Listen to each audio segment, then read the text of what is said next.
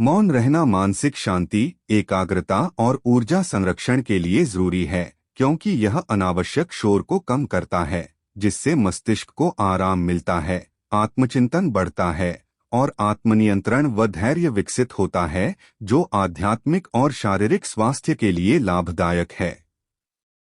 यह विचारों में स्पष्टता लाता है और हमें आंतरिक ज्ञान से जुड़ने में मदद करता है। मौन रहने के फायदे। मानसिक स्वास्थ्य। यह तनाव कम करता है, मस्तिष्क को आराम देता है और एकाग्रता बढ़ाता है, जिससे रचनात्मकता और सही निर्णय लेने की क्षमता में सुधार होता है। ऊर्जा संरक्षण। ज्यादा बोलने से ऊर्जा का व्यय होता है, मौन रहने से उस ऊर्जा को बचाया जा सकता है और उसे सोचने व रचनात्मक कार्यों में लगाया जा सकता है। आत्मनियंत्रण और धैर्य। यह वाणी पर नियंत्रण सिखाता है, जिससे धैर्य और आत्मसंयम बढ़ता है। आध्यात्मिक उन्नति। यह हमें आत्मचिंतन और ध्यान के लिए प्रेरित करता है, जिससे आंतरिक शक्ति बढ़ती है और हम परम सत्ता से जुड़ पाते हैं। स्पष्टता और समझ। मौन हमें बाहरी भटकावों से दूर करके अपने विचारों और जीवन के प्रति गहरी समझ विकसित करने में मदद करता है। क्यों जरूरी है? आंतरिक शांति। बाहरी शोर से दूर, यह हमें अपनी आंतरिक शांति और ज्ञान को सुनने का मौका देता है। आत्मसुधार। यह आत्मविश्लेषण का अवसर देता है, जिससे हम अपनी कमजोरियों को समझकर उन्हें दूर कर सकते हैं। बेहतर रिश्ते। संयमित वाणी और स्पष्ट विचार व्यावहारिक जीवन में भी बेहतर निर्णय लेने में मदद करते हैं। संक्षेप में, मौन रहना सिर्फ चुप रहना नहीं, बल्कि मन और शरीर को रिचार्ज करने, आंतरिक शक्ति बढ़ाने और जीवन में स्पष्टता लाने का एक शक्तिशाली माध्यम है।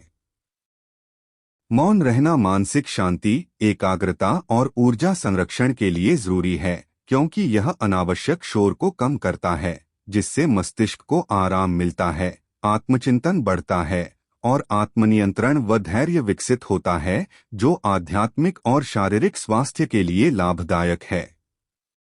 यह विचारों में स्पष्टता लाता है और हमें आंतरिक ज्ञान से जुड़ने में मदद करता है। मौन रहने के फायदे। मानसिक स्वास्थ्य। यह तनाव कम करता है, मस्तिष्क को आराम देता है और एकाग्रता बढ़ाता है, जिससे रचनात्मकता और सही निर्णय लेने की क्षमता में सुधार होता है। ऊर्जा संरक्षण। ज्यादा बोलने से ऊर्जा का व्यय होता है, मौन रहने से उस ऊर्जा को बचाया जा सकता है और उसे सोचने व रचनात्मक कार्यों में लगाया जा सकता है। आत्मनियंत्रण और धैर्य। यह वाणी पर नियंत्रण सिखाता है, जिससे धैर्य और आत्मसंयम बढ़ता है। आध्यात्मिक उन्नति। यह हमें आत्मचिंतन और ध्यान के लिए प्रेरित करता है, जिससे आंतरिक शक्ति बढ़ती है और हम परम सत्ता से जुड़ पाते हैं। स्पष्टता और समझ। मौन हमें बाहरी भटकावों से दूर करके अपने विचारों और जीवन के प्रति गहरी समझ विकसित करने में मदद करता है। क्यों जरूरी है? आंतरिक शांति। बाहरी शोर से दूर, यह हमें अपनी आंतरिक शांति और ज्ञान को सुनने का मौका देता है। आत्मसुधार। यह आत्मविश्लेषण का अवसर देता है, जिससे हम अपनी कमजोरियों को समझकर उन्हें दूर कर सकते हैं। बेहतर रिश्ते। संयमित वाणी और स्पष्ट विचार व्यावहारिक जीवन में भी बेहतर निर्णय लेने में मदद करते हैं।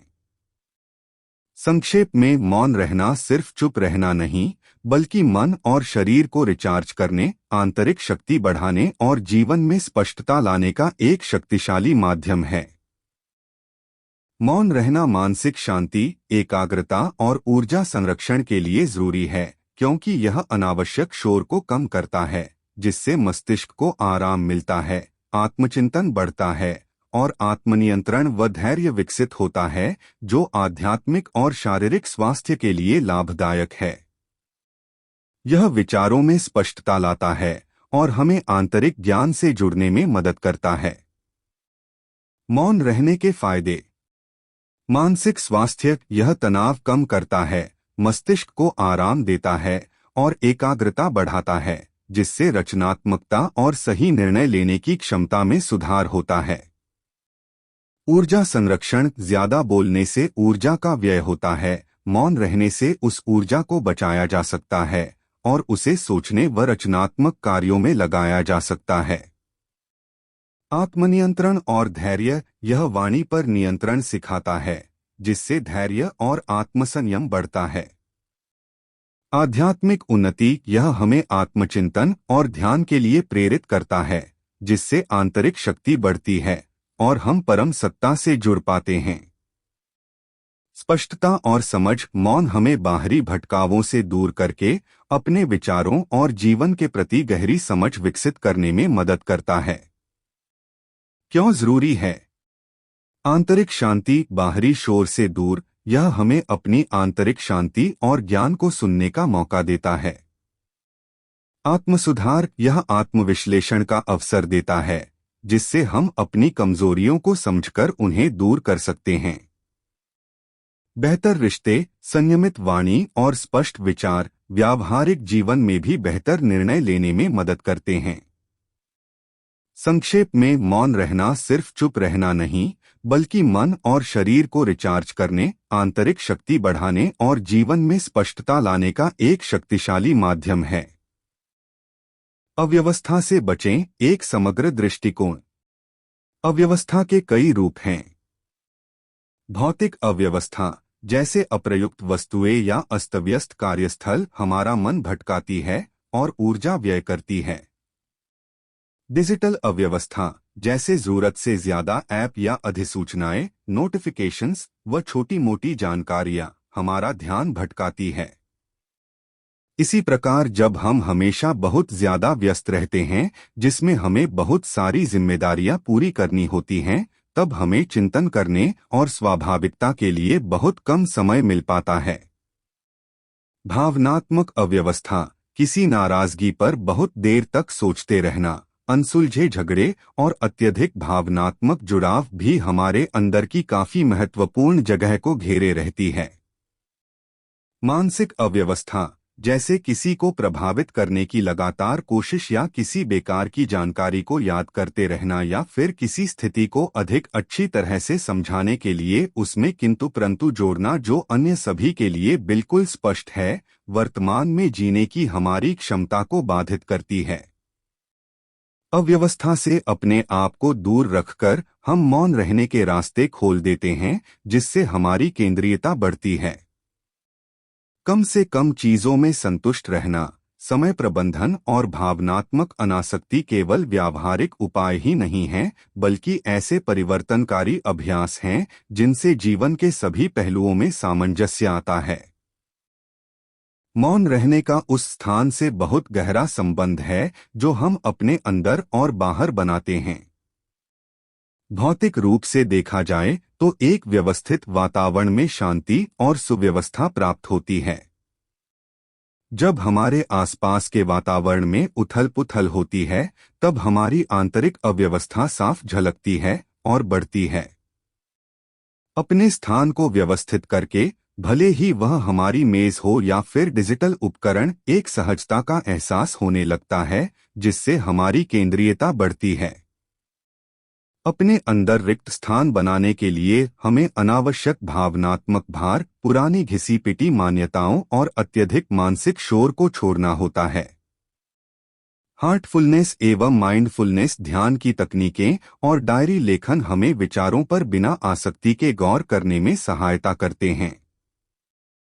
हम अपने अंदर जितनी ज्यादा खाली जगह बनाते जाते हैं, उतनी ही ज्यादा हमारे मौन रहने की गुंजाइश पैदा होती है, जिसके परिणामस्वरूप हमारी केंद्रीयता बढ़ जाती है।